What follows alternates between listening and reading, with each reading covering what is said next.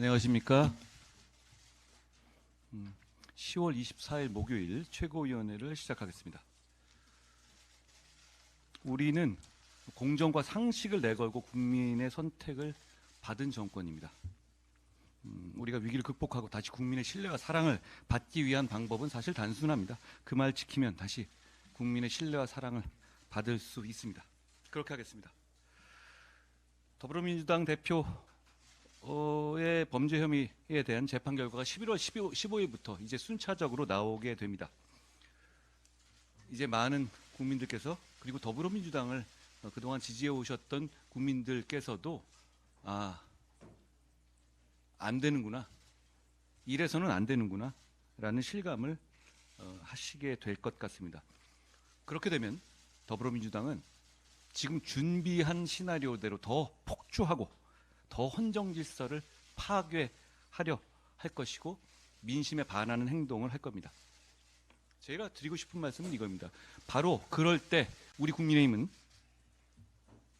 변화하고 쇄신하겠다는 의지, 그리고 그 믿음을 국민들께 드려야 한다는 겁니다. 더불어민주당을 떠나는 민심이 우리에게 오게 하겠습니다. 그걸 위해서 변화와 쇄신하겠습니다. 북한인권재단 이사 추천을 다시 한번 더불어민주당에 강력히 요청합니다.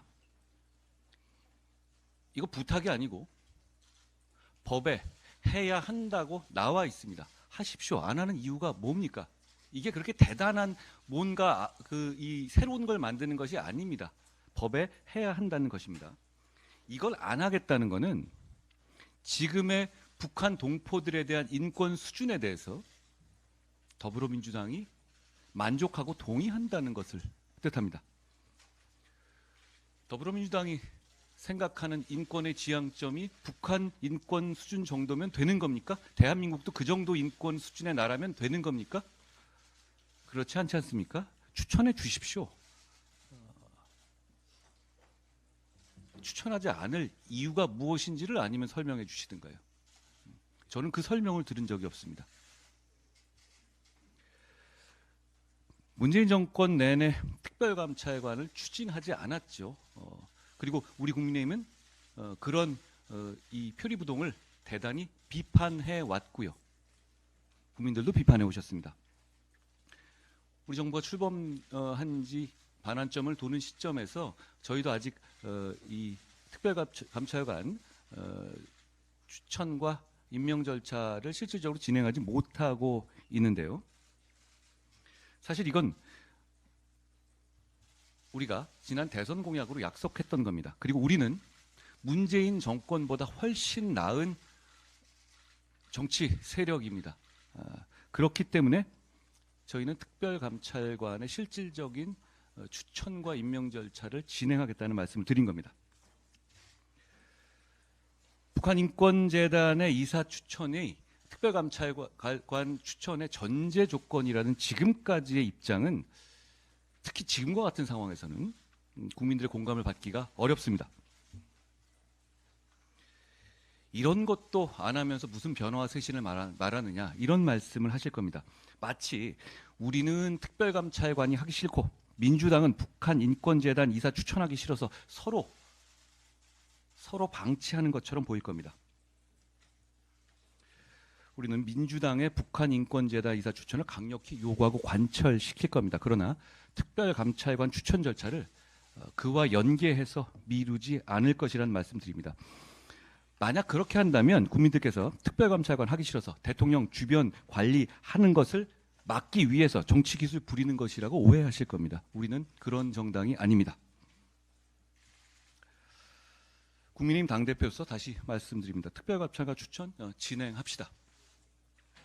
참고로 당대표 임무 관련해서 제가 오해가 없도록 한 말씀 드립니다. 당대표는 법적 대외적으로 당을 대표하고 당무를 통할합니다. 당연한 말이지만 원내든 원외든 당 전체의 업무를 총괄하는 임무를 당대표가 수행하는 것이죠. 그렇기 때문에 원내의 업무인 금투세 폐지나 국정원의 대공수사권 정상화 등에도 당대표가 앞장서는 것입니다. 당 전체를 총괄하는 사람을 뽑는 것이기 때문에 당대표를 뽑는 전국 규모 선거를 하는 것이기도 하죠.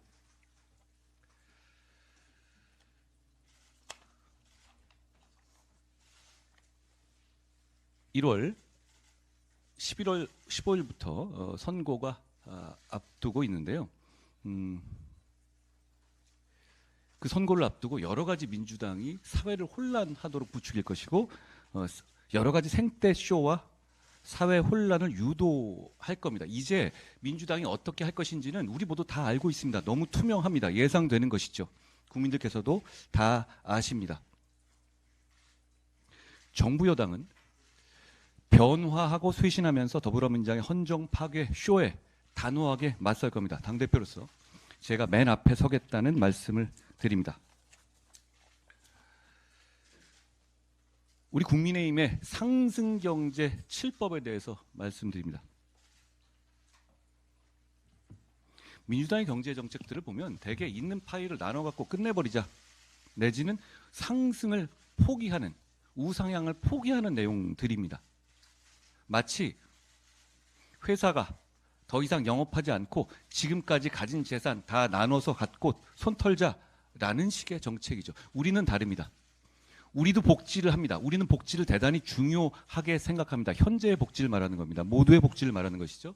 그렇지만 우리는 그 복지를 하기 위해서 우리의 경제를 우상향시키겠다는 목표를 가지고 있는 점이 더불어민주당과 다른 점입니다. 그 점을 저희는 설명드릴 겁니다. 그 점을 가지고 저희는 선택받겠습니다. 파이를 키우는 성장을 이루고 그 과정에서 발생하는 격차를 해소하기 위해서 정치가 역할을 해야 한다는 것이 우리 당의 입장입니다. AI 과학혁명 시대가 도래했고 반도체를 비롯한 첨단 산업의 중요도가 비약적으로 높아졌습니다. 이 기회를 저희가 잡겠습니다. 그걸 위해서 대한민국이 우상향하는 이 입법들을 골라서 적극적으로 추진하겠습니다. 먼저 대한민국 현재 먹거리이자 미래 산업 발전의 주춧돌이 될 반도체 산업 경쟁력을 강화하기 위해서 대통령 직속의 반도체 경쟁력 강화위원회 설치를 제안합니다. 그리고 반도체 기술의 초격차를 위해서 정부 차원의 전폭적인 지원을 추진하고 있습니다. 다음으로 인공지능 기술의 발전을 촉진하고 동시에 신기술을 효율적이고 안전하게 사용할 수 있는 규범을 제시하는 법안, 그리고 첨단 산업 발전에 필수적인 전력 인프라 구축을 용이하게 하기 위한 제도 개선 법안도 있습니다. 대한민국의 원전 산업의 생태계를 복원하고 K원전 르네상스 시대를 다시 열겠다는 의지를 담은 법안도 준비되어 있습니다. 주식시장의 활성화를 위한 금수세 폐지, 현행 주식 양도세 과세 체계 유지 등에 관한 법안,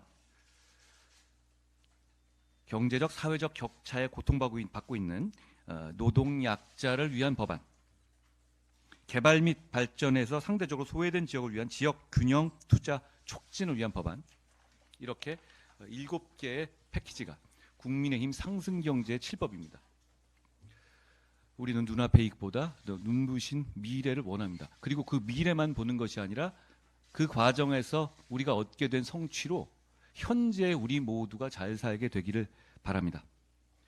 그 의미가 바로 국민의힘의 상승경제 7법에 담겨 있습니다.